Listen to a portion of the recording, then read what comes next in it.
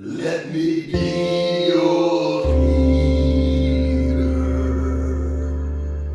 Hi, I'm Peter. This is Emily. She's in China, and she's also writing about China. Last week, you were contacted by the New York Post to write an article. You didn't decide to write.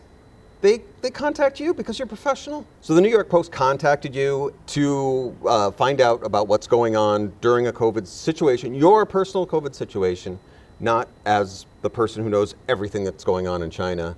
And you gave them the information of what your life is like, and we gave them a couple of pictures of you basically in your apartment and on our little area that we're in. We don't have like a huge amount of information.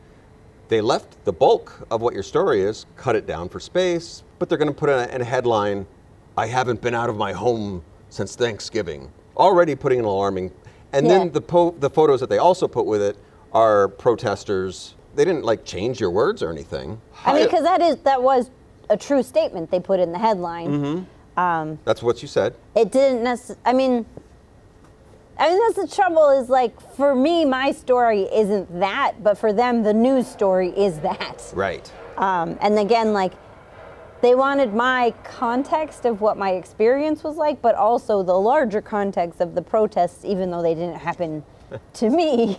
So they put in pictures of the protesters and presidents and leaders and cops, and so that gets all very exciting for the people back home. It looked like a very explosive story, and the larger story is explosive. Mm-hmm. What happened to me was not explosive, but that's not news. If it doesn't explode, it's not news. It's a well-known the old saying. So the people reading in the Post and commenting on that story are looking at that, and well, there's some people that said nice things, but like most of the people are going to be like, well, it serves her right for living in China. Why is she still living in China? She should have left China a long time ago. Why do I want to hear somebody complaining about China? In the beginning of it, it says that like we've been here for 12 years, that you haven't left since COVID started in 2020, and then there's comments that are just like, Oh, you said every two months out of the year? 10 months out of the year, we have a great life here. The 2 months, I don't know. And then the comments are just like, I wonder what she does during those other 2 months. Like, I don't actually read the comments because I'm a delicate flower and I wouldn't manage to survive if I had to respond to how people responded to my work. So Peter lovingly reads them and then tells them to me, which defeats the purpose. Well, but that one was funny in that they made a whole conspiracy theory out of a joke. I was trying to say 80% of the year my life is pretty good here, and so they latched onto that. I don't know. And this is the problem. 20%. Yeah, this is the problem. What is she doing with that other 20%? With either way that we're going, you're going to end up with people. First of all, no one has a sense of humor. That's a big problem. Yeah. And you're between two cultures. You're trying to deal with like being lighthearted in the situation. Nothing really bad happened to us. Like it's hard to not actually have like the food, or you're having to chase food down like through deliveries, like and being sent to the door. It was stressful and it was hard to do, but it was not like a catastrophe happened personally to us. Right. So the information in this story that somebody contacted for you to write is this basic information. And then when you try to be lighthearted of like, it's not that bad, you have people putting pictures of, you've got pictures of people putting riots and other people not taking into account that you're being humorous about it. Right. Well, and trying to be lax. There is something about I don't know if it's small C conservative or big C conservative worldview of like when bad things happen to other people, you need to find a reason for those bad things to be happening to them. So like, I didn't think I was complaining. I thought I was just like saying what it's like because I did choose to be here and I'm choosing to continue to be here. Right. For however long that works for me because it's working for me. Right. And sometimes our shower is a nightmare because the hot water doesn't run like I'd like it, but that doesn't mean like I'm gonna break the shower and move onto the street. When you lived in America, was all 12 months of the year were like beautiful and wonderful for you? Like there's not a place on the planet where like things go wrong, and if you respond to that with fear,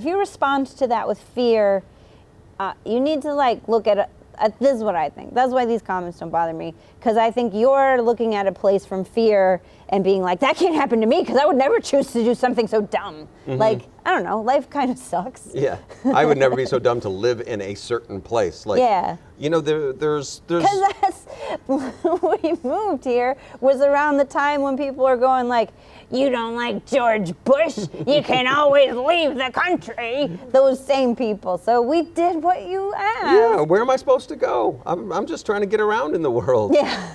There's like, why would you live anywhere? It's like the whole world sucks, especially right now more than ever. So like, why would My home has to exist on this physical plane. I have not figured out another way. And we have this as a place to talk about where we live and why we live here, but you don't need to like read that in the paper, and you don't actually have to read that paper. You could turn the page. Why are you reading in the New York Post and going like, I don't want to hear about this person having problems, it's their own fault. Like, Or I think they do want to hear about this That's person the thing. having problems and say that it's their own fault. yeah, Which is like, mind your own business. that's a self-selected, like comment groups on the internet are, you know, that's who comments. Shitty people. Right. Except for you, my audience, Please subscribe. and comment. Now, so when you have that side, Yeah. on our comments page, because we did a follow-up video, I'll give you the little Yeah. here. Our commenters here on our channel, who are, well, a lot of them are Chinese, leave something in the comment section that is closer to, wow, that's great that you're talking to Western media. People need to know that, like, you know, it's not a country full of monsters or something like that.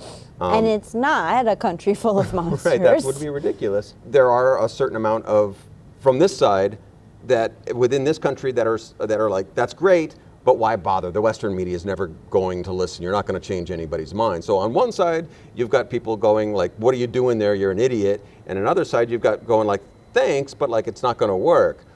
What are we supposed to do? Are we supposed to like not try to be a better person? Shut up. Just shut up. I should just shut up right now. Just shut up.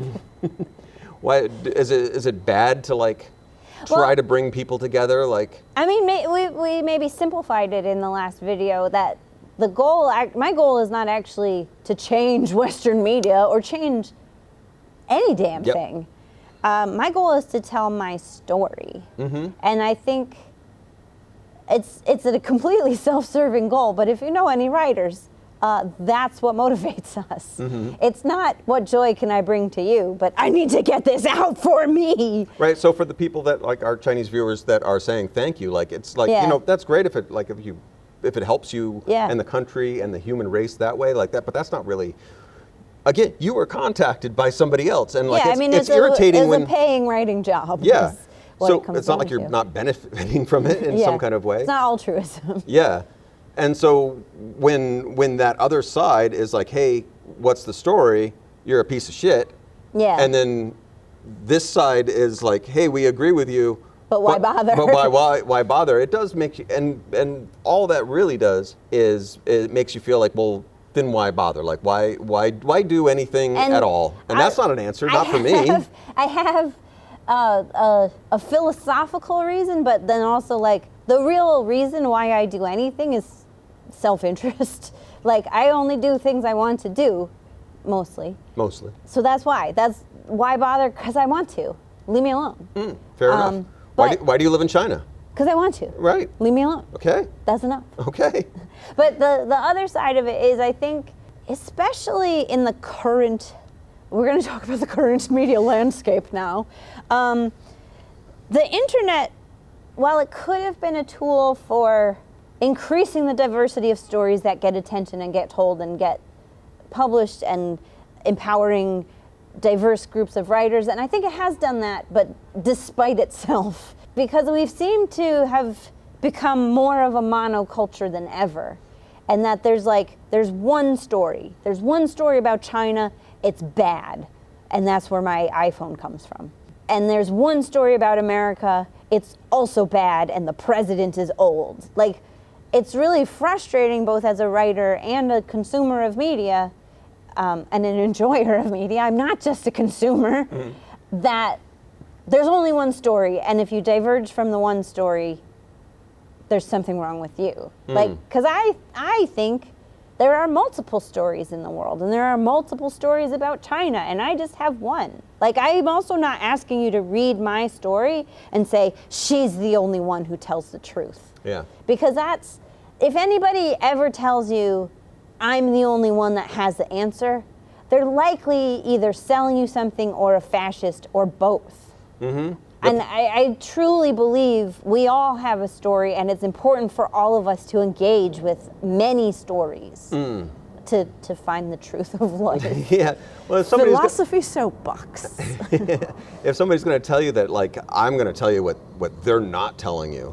Like, oh my God! That's turn it off. Run away. Well, what are you not telling me? Like, everyone's not telling. Like, there's all kinds of information that's either boring or gross or just lies that, like, who needs it? Like, when your story is like, hey, I got a decent amount of cabbage while I'm under lockdown. Like, is that you're a piece of shit that is looking to corrupt do you your need country? to know all the cabbage farts that resulted afterwards? Yeah, right. So you know. Yeah, you know, and none of those farts are actually trying to destroy your own home country. Like, yeah, we're all farting, and it's not trying. It's not motivated. There's plenty of farts in China. Like, there's enough farts to go around. It's not all malicious farts.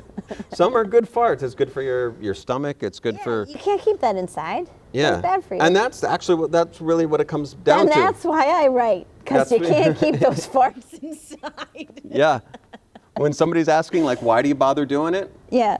It's for the farts, and it's for the good farts. Yeah. And for more good farts, make sure you subscribe and hit those like buttons and tell your friends. Comments, tell us about your farts out there, because we need to know. Don't lie about your farts anymore. Bring the truth to our comments. Tell us what they won't tell us. Hey, foreigner with your Peter.